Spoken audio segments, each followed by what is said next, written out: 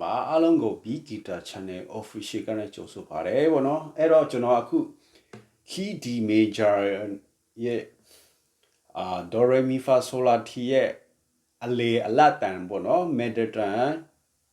6မျိုးကိုကျွန်တော်တီးပြမှာဖြစ်တယ်6မျိုးဗောနော်အဲ့တော့အရင်ရှေ့ဗီဒီယိုမှာ Key D Major ရဲ့ Do Re Mi Fa Sol La Ti ရဲ့အနှိမ့်တန်ဗောနော်လောတန်4မျိုးကိုကျွန်တော်တီးပြပြီးပြီအခုအဲ့ဒါရဲ့အပိုင်းဆက်အနေနဲ့ Key D ရဲ့ Do Re Mi Fa Sol La Ti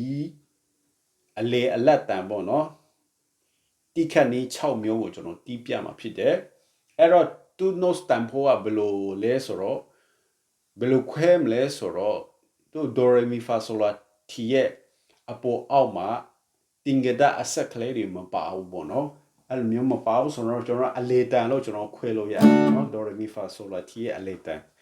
ဟုတ်ပြီအဲ့တော့ကျွန်တော်စလိုက်အောင်ကျွန်တော်ကော့3ခုကိုအခြေခံပြီးတီးပြမယ်ဒီမှာတစ်ခုကော့ကဒီမှာပြီးနံပါတ်9မှာဗောနော်ကော့လို့ပြောနေနံပါတ်9မှာရွှေ့မယ်ပြီးနောက်ဆုံးဒီမှာ30 70စနစ်မှာဒီမှာနှစ်ခု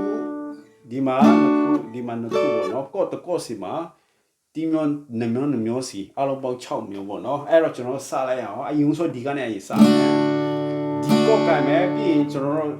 ဒီဒီကျုံးမှာဗောနော်3ကွက်မှာနီးကျုံး3ကွက်မှာလက်ကလေးနဲ့စယူမယ် Do Re Mi Fa Sol La Ti Do ဟုတ်နော်ဒါတမျိုးပြန်ပြမယ် Do လက်ကလေးနဲ့စယူမယ်3ကျုံးနီးကျုံး sorry 3ကွက်နီးကျုံးကနေ Do Re အစင်လိုက်တော့မယ် Mi တီကျုံး Fa Sol ခုနီမှာလာလက်ညိုးနဲ့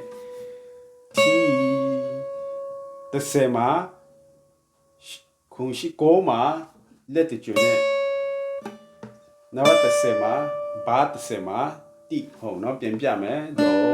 Re Mi Fa Sol La Ti Do ဒါလက်ကွက် position 1နော်ပြန်ပြမယ်နောက်ခါလက်ကလေးနဲ့စယူမယ် Do Re Mi Fa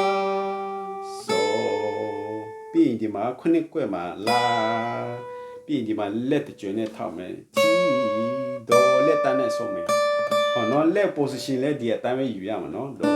Re Mi Fa Sol La Ti Do Okay ဒါလက်ကွက် position 1ပေါ့နော်အဲ့တော့ကျွန်တော်သူ့ကိုတီးမယ်ဆိုတော့ကျွန်တော်ဒီ pattern လက်ခတ်ကို down up အပေါ် down နဲ့တီးပေးရမှာဖြစ်တယ်ပေါ့နော်အဲ့တော့ position 1ပြီးပြီ position 2ကိုတွားရအောင် position 2က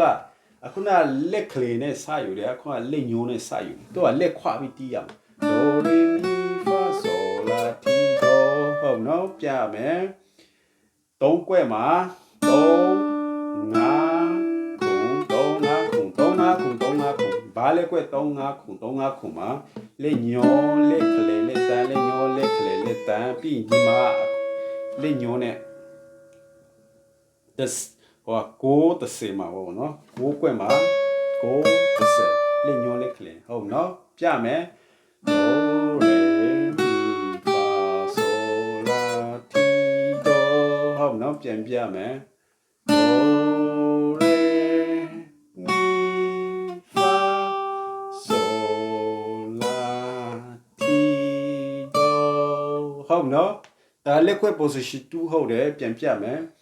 Do Re Mi Fa Sol La Ti Do ဟုတ်နော်ဒါ position နှမျိုးပြီးသွားပြီနော်ဒါ key D ထဲက position ဟုတ်နော်ပြီးရင်နောက်တစ်မျိုးကနံပါတ်9မှာ9ဘားမြောက်မှာ A ပုံစံပြန်တယ်ပြီးရင်ဒီမှာရွှေ့သွားရုံ9ဘားမှာပေါ့နော်ပြီးရင်3ကြောနဲ့စယူမယ် Do Re Mi Fa Sol La Ti Do အဲ့လိုမျိုးပေါ့နော်ပြီးရင် Do Re Mi Fa Sol La Ti Do ဟုတ်နော်အဲ့ဒါကျွန်တော်ဖြည်းဖြည်းပြမယ်3ကြောနဲ့စယူမယ် liquid position 3ပေါ့နော် Do Re ဟုတ်နော် Mi Fa Sol La Ti Do ပြန်ပြနော် Do ချိုးကနေဒိုရေမီဖာဆိုလာတီဒိုနောက်ခေါက်ပြမယ်နော်ဒိုရေမီချိုးစီမီဖာဆိုလာတီဒိုဟုတ်နော်အဲ့တော့ဒီဟာကတော့liquid position တော့မနော် liquid position လေးကိုတွားမယ်အဲ့တော့လေးကတော့လက်ခွပြီးတွားမယ်ဒိုရေမီဟုတ်နော်ခုံကိုစတိပေါ့နော်ခုံကိုစတိဒိုရေမီဟုတ်နော်ဒိုရေမီပြီးရှေ့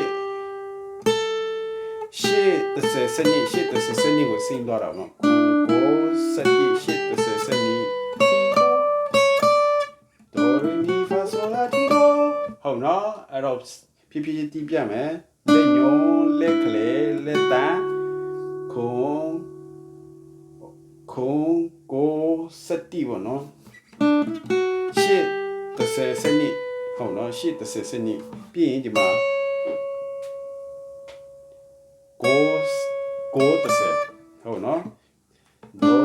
ရေမီဖာဆိုလာတီဒိုဒိုရေမီဖာဆိုလာတီဒိုဟုတ်နော်ဖြည်းဖြည်းပြမယ်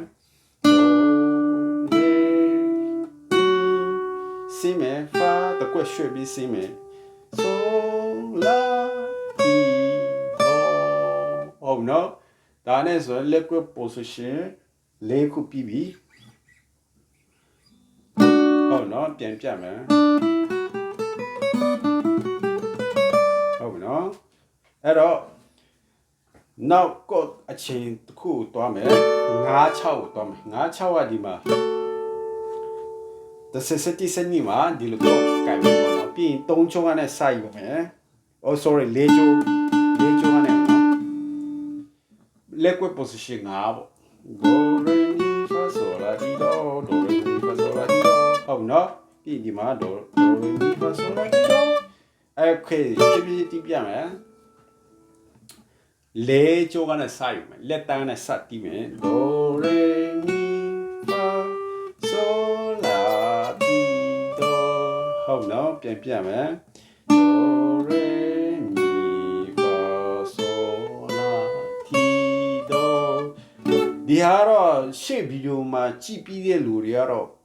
လွယ်လိမ့်မယ်ဘာဖြစ်လို့လဲဆိုတော့တီးပုံတီးနေအတူတူပဲနေရာလက်ကွက်ဘာရွှေ့သွားတာပဲရှိရမှာနော်တီးပုံတီးနေပုံစံရှိအတူတူပဲ do re mi fa sol la ti do ဟုတ်နော်ပြမယ် do re mi fa sol la ti do ဒါလက်ကွက် position 5ပေါ့နော်အဲ့နောက်ခေါက်ပြန်ပြမယ် do si mi re mi fa sol la ti do ဟုတ်နော်ပြီးနောက်ဆုံးလက်ကွက် position 6သွားမယ် do re mi fa sol la ti do သူ့ကတော့လက်ခွပြီးတီးမယ်ပေါ့နော်လက်ညောလက်ခလေလက်တန်းနဲ့စနီဆက်လေဆက်ချောက်စနီဆက်လေဆက်ချောက်ဆက်လေဆက်ငါဟုတ်နော်ပြန်ပြမယ် do re mi fa sol la ti do စနီဆက်လေဆက်ချောက်စနီဆက်လေဆက်ချောက်ဆက်လေဆက်ငါဟုတ်နော်လေးချိုးကနေလက်ညောနဲ့စယူမယ်အခုနလက်တန်းနဲ့စယူတယ်အခုလက်ညောနဲ့ခွပြီးတီးမယ်လက်ညောလက်ခလေလက်တန်းစနီဆက်လေဆက်ချောက်လက်ညောလက်ခလေလက်တန်းစနီဆက်လေဆက်ချောက်ပြီးလက်ညောကနေ15စက္ကွန်လက်15စက္ကွန်ဘာ15စက္ကွန်ဟုတ်နော်ပြန်ပြမယ် do re mi fa sol la ti do ဟုတ်နော်ဖြည်းဖြည်းပြန်ပြမယ် do re mi fa sol la ti do okay ဒါနဲ့ဆိုတော့6ခုပြီးသွားပြီပေါ့နော်အဲ့တော့အစနဲ့ကျွန်တော်တစ်ခေါက်ပြန်တီးပြမယ် position 1 do re mi fa sol la ti do position 2 do re mi fa sol la ti do okay position 3ကိုဒီကနေ့စမယ် do re mi fa sol la ti do ဟုတ်နော် do re mi fa sol la ti do ဟုတ်နော် ခုပြီးပြီ position 5 do re mi fa sol la ti do ပြီး position 6 do re mi fa sol la ti do ဟုတ်နော်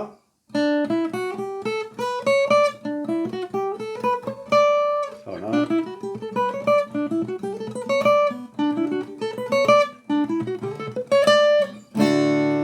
Okay အဲ့တော့ကျွန်တော် liquid position 6ခုကိုကျွန်တော်ဖြည်းဖြည်းချင်းတီးပြပြီးပြီအဲ့တော့ကျွန်တော်အခြေခံဂီတဝါဒနာရှင်နဲ့တွေ့ကဒီဟာကို notes နဲ့တွေးမှတ်ပြီးဒီလက်ချခန်း6ခုကိုမဖြစ်မနေလေ့လာထားရမှာဖြစ်တယ်ဒါမှကျွန်တော် solo တွေဘာတွေကျွန်တော် lead guitar တီးခတ်မယ်ဆိုရင်ဒီဟာကတော့မပါမဖြစ်မရှိမဖြစ်ကျွန်တော်တီးထားတီးရမယ့်အရာဟုတ်နော်အဲ့တော့ဒီအစစ်ကိုကြိုပြီးတွားလို့မရဘူးဒီဟာကိုအစဆုံး notes နဲ့ပတ်သက်ပြီးတေချာ do re mi fa အလက်တန်လားအနှိမ့်တန်လားအမြင့်တန်လားခွဲခြားတတ်ပြီးမှကိုက notes နဲ့တွေးမှတ်ပြီးမှကျွန်တော်တီးနိုင်ရမယ်အဲ့တော့ဒီဟာကျွန်တော်ကြိုတွားလို့မရဘူးမရှိမဖြစ်ကျွန်တော်လေ့ကျင့်ရမယ်ဟာပေါ့နော်အဲ့ solo တွေတီးရင်ဒီဟာကအရာအထောက်ကူဖြစ်စေတယ်ပေါ့နော်အဲ့တော့ဒီဗီဒီယိုလေးကိုအစဆုံးကြည့်ရှုပေးလို့ကျေးဇူးတင်တယ်အဲ့တော့ကျွန်တော်တို့ရှေ့ဗီဒီယိုမှာလည်းဒီဟာရဲ့အပိုင်းဆက်အနေနဲ့ကျွန်တော်အများကြီးတင်သွားဖို့ရှိတယ်ဒါကြောင့်ကျွန်တော်အပေါင်းလေးတွေ follow လေးမလုပ်ရတဲ့ follow လေးလုပ်ထားခဲ့ပြီးမှကျွန်တော်တင်ငယ်ချင်းတွေအတွက်လည်း share ပေးပါလို့ကျွန်တော်တောင်းဆိုချင်ပါတယ်အားလုံးကိုအထူးပဲကျေးဇူးတင်ပါတယ် bye bye